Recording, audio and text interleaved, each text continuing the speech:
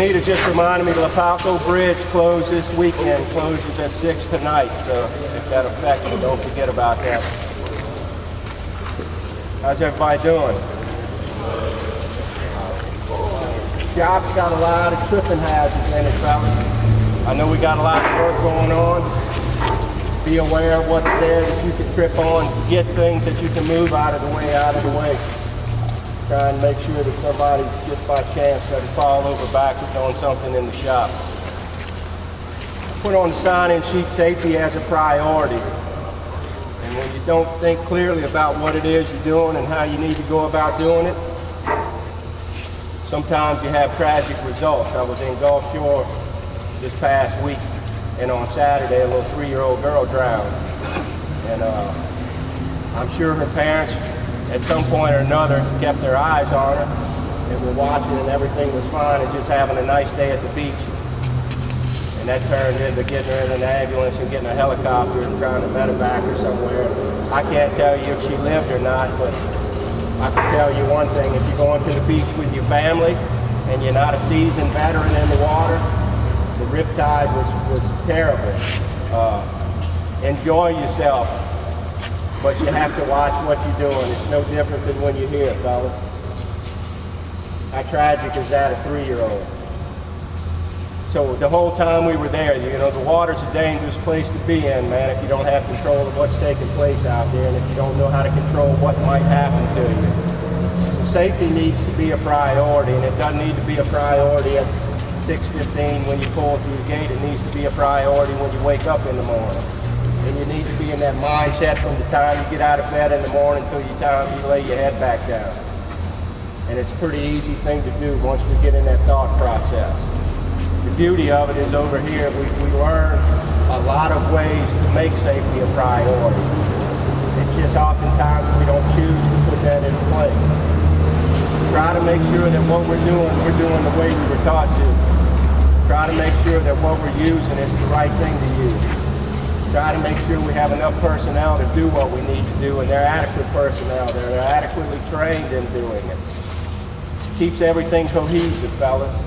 Bottom line is, when we get to a situation where we don't understand what we're doing, we have to stop and regroup, don't we?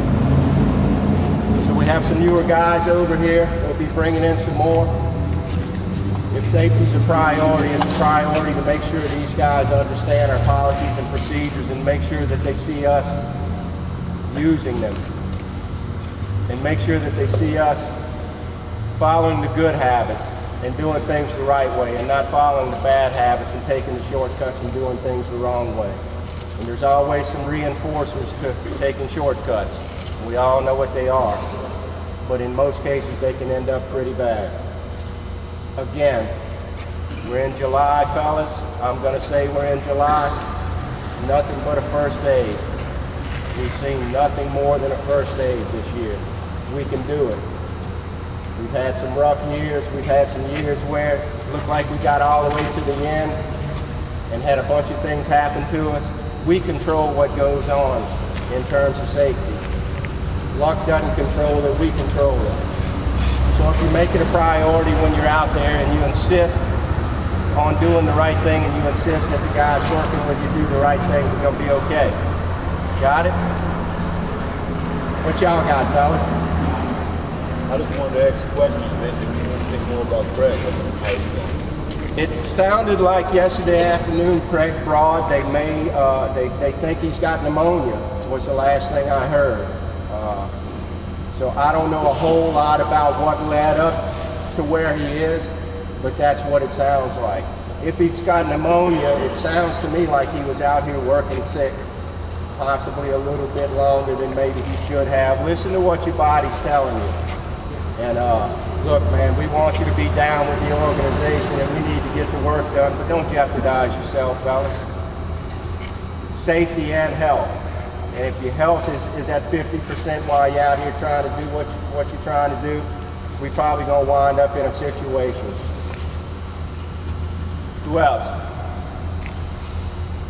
You got the fireworks popping, check the smoke detectors, the batteries and all that. Excellent. Fireworks popping. 4th of July. There'll be a lot of people out there enjoying themselves. A lot of it involves flames, fire, barbecue pits, everything you can think of. Again, walk through the same rules at your house that you would here when you're using propane, when you're dealing with fireworks. If you have little ones that like fireworks, you know what? Come get a pair of clears.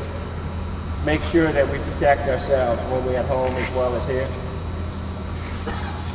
Who else? Make sure, fellas, we're getting into the extreme heat. Water all day long. Not when you feel like you're going to pass out. All day long. Take that little break and drink a little bit of water. Y'all have a good day, fellas.